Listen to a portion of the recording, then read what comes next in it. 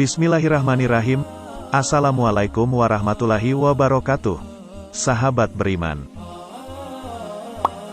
Penyebaran Islam di Mamuju, Sendana, Pamboang dan Tapalang mula pertama diperkenalkan oleh Said Zakaria dan Kapuang Jawa alias Raden Mas Suryo Adilogo, yang tidak lain adalah murid dari Sunan Bonang yang datang dari Kalimantan menyebarkan syiar Islam, lalu lanjut ke Pulau Sulawesi dan meratap pertama kali di Mamuju. Belum lagi banyaknya pemakaman Tosalama lainnya di Tanah Mandar, yang juga sekaligus dapat membuktikan betapa membuminya Islam di Tanah Mandar.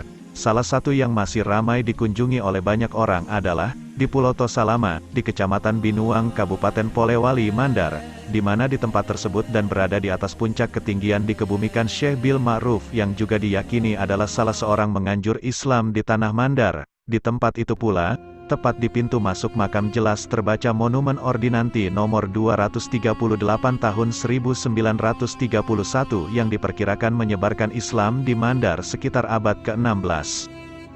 Lantas bagaimana dengan Islam di wilayah Pitu Uluna Salu? Baik dicoba pula dibongkar sedikit memori sejarah peradaban perkembangan Islam di daerah tersebut. Seperti yang ditulis oleh Ibrahim Abbas tahun 1999, yang menyebutkan bahwa memahami sejarah awal mula Islam dikenal di Pitu Uluna Salu terjadi sekitar abad ke-17 dan ke-18 yang ditandai dengan kehadiran Tuan Ta di Bulo-Bulo, di daerah tersebut dan membuat Indo Kadanene, atau yang bergelar Todilamung Salang dimakamkan dalam keadaan beragama Islam. Yang lalu susul menyusul diikuti oleh raja-raja di persekutuan Pitu Uluna Salu tersebut, seperti Indo Lembang, Tomakaka, Mambi, Tomakaka, Matanga. Kecuali Tabang, Tabulahan dan Bambang, hampir semua kerajaan-kerajaan di persekutuan Pitu Uluna Salu mengikuti dan memeluk agama Islam. Sedang Sarman Sahudin tahun 2004 menulis, Islam pertama kali datang dibawa oleh para pedagang dari wilayah pesisiran pantai, seperti Haji Cendrana, Haji Tapalang, Haji Pure dan Daeng Pasore, dan itu terjadi sekitar akhir abad ke-17 dan awal abad ke-18. Daerah yang pertama didatangi oleh pedagang tadi untuk menyebarkan Islam tersebut adalah Lembang Matanga atau daerah Posi, melalui daerah Mapi dan Tubi.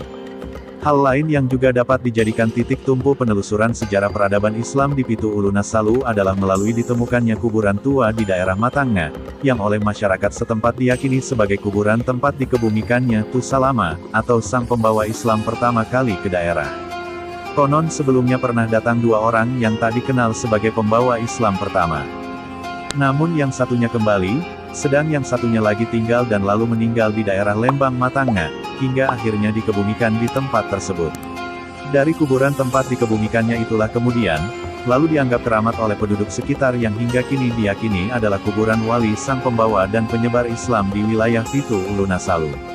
Sedang daerah kedua tempat penyebaran Islam di wilayah persekutuan ini adalah di daerah Talipuki. Sebagai bahagian dari Lembang Mambi, di daerah ini juga ditemukan kuburan yang sama, juga diyakini sebagai pekuburan Tu Salama, yang dipercaya pertama kali membawa Islam ke daerah Talipuki.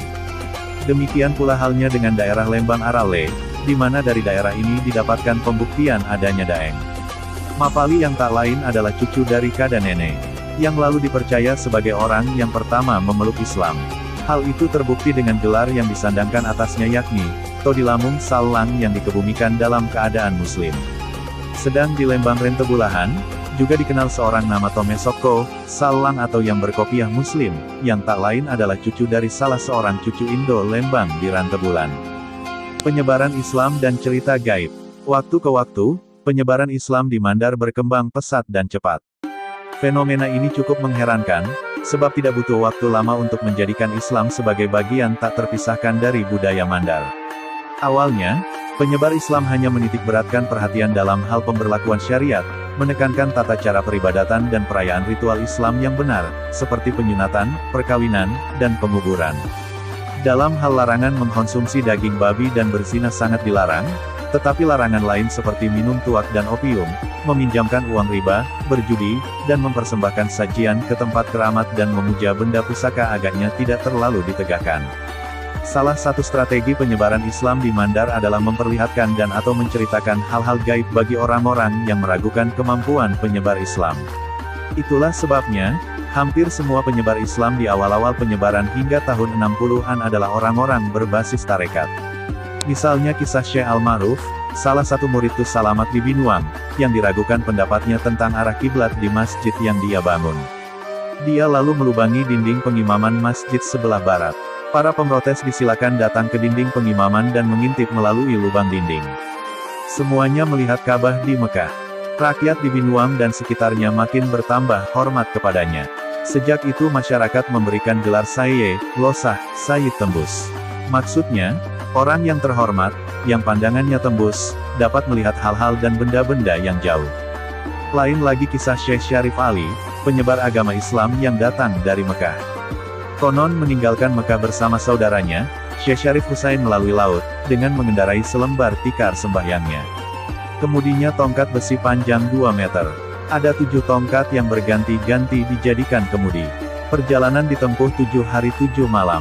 Saat tiba di Mandar, dia memilih Lakakding Somba Kecamatan Sendana, Kabupaten Majene, membangun sebuah masjid di sana dan kawin dengan seorang perempuan cantik bernama Mana.